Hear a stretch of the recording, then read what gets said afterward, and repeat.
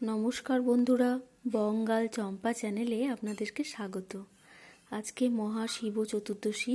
আমি তো মহাদেবের মাথায় জল অর্পণ করেছি 5 রকম ফুল ফল সহযোগে এবং পঞ্চামৃত সহযোগে। এখানে আমাদের ছোট্ট গোপাল সোনারা বসে আছেন, আর এখানে আছেন লক্ষ্মীনারায়ণ। মহাদেবের চরণে সকালবেলায় আমার মেয়েরা জল অর্পণ করেছে, আমার স্বামীও অর্পণ করেছে, আমি সকালেও অর্পণ করেছি, এখনও মহাদেবের চরণে জল অর্পণ করলাম।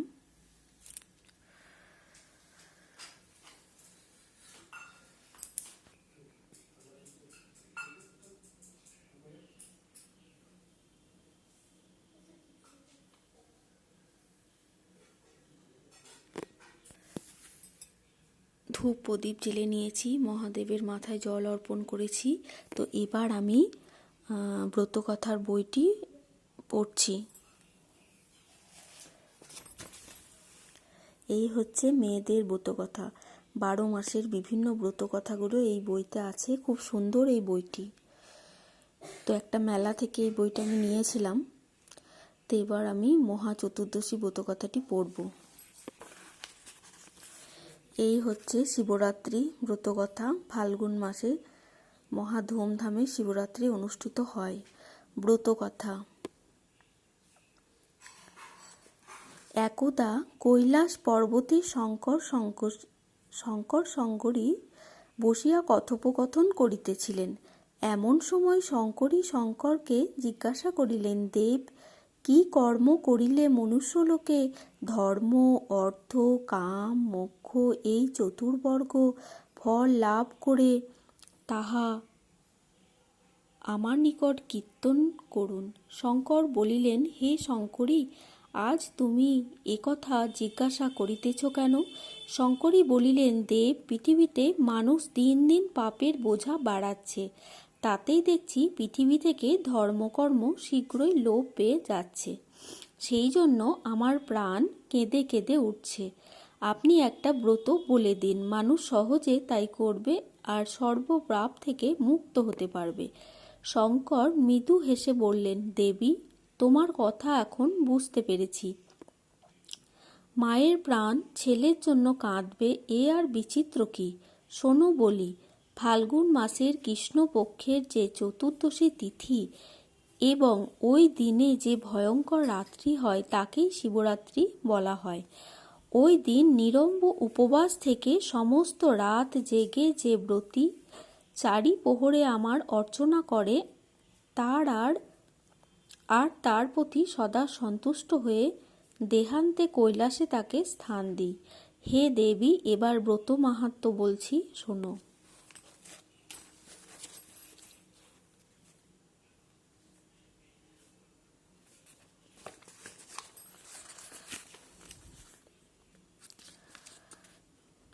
বহুকাল আগে বারাণসী ধামে এক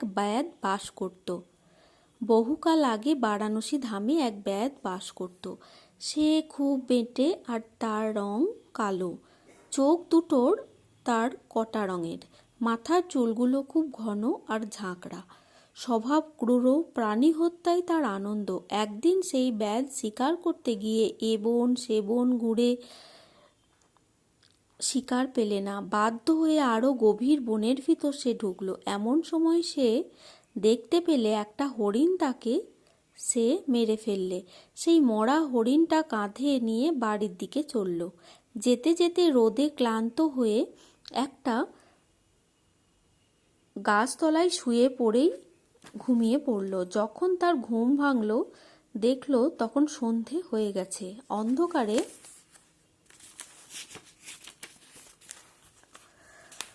অন্ধকারে চার ধারে সে কিছু দেখতে পেলে না। হাতড়ে একটা বেল গাছ ধরে তার উপর উঠেই হরিণটাকে একটা ডালে বেঁধে নিজেকে একটা মোটা ডালের সঙ্গে ধনুকের দড়ি দিয়ে বেশ করে বেঁধে জেগে বসে রইল। সারাদিন তার এক বিন্দুও জল খাওয়া হলো না। শিকারের জন্য খিদে আর তেষ্টায় তার চোখে জল এলো। শুকনো বেলপাতা আর চোখের জলের সঙ্গে ঝরে পড়ে নিচে পড়তে লাগলো একটা শিবলিঙ্গের মাথার উপর। কারণ ওই গাছের তলায় বহুকাল হতে শিবলিঙ্গ মূর্তি ছিল। সুতরাং তার চোখের জলসহ শুকনো বেলপাতা সেই শিবলিঙ্গের মাথার উপর পড়ায় প্রকারান্তে তার শিবরাত্রি বা শিব চতুর্দশী ব্রত করা হয়ে গেল। তারপর ভোর হতে সে সেই মরা হরিণটা নিয়ে বাড়ির ফিরে এলো। বউকে রান্না করে সে নাইতে গেল। নিয়ে যখন সে বাড়ি আসছে তখন এক ভিখিরির সঙ্গে দেখা হলো। সে ব্যাধের কাছে খেতে চাইলে ব্যাধ সঙ্গে সঙ্গে তাকে বাড়ি নিয়ে এসে পেট ভরে খাওয়ালে, তারপর নিজে খেলে। সেই ভিখিরিকে খাওয়ানোতে তার শিব চতুর্দশী ব্রতের পূর্ণ ফল হলো। অমনি ব্যাধ গেল মরে। যমদূতেরা এসে তাকে বাঁধবার উপক্রম করছে, এমন সময় আমার দূতেরা গিয়ে হাজির। তাই দেখে যমদূতেরা আমার দূতেদের সঙ্গে ভীষণ ঝগড়া করলে। আমার দূতেরা যমদূতেদের মেরে তাড়িয়ে দিয়ে ব্যাধকে নিয়ে কৈলাসে এসে হাজির। কিন্তু যমদূতেরা আমার দূতের পিছু পিছু এসে কৈলাসে ফটকের সামনে নন্দীকে দেখে বললে, ওই ব্যাধ জীবনে অনেক মহাপাপ করেছে, অনেক জীব হত্যা করেছে, ও মহাপাপী, কৈলাসে থাকবার উপযুক্ত নয়, ওকে আমায় নিয়ে যেতে হবে।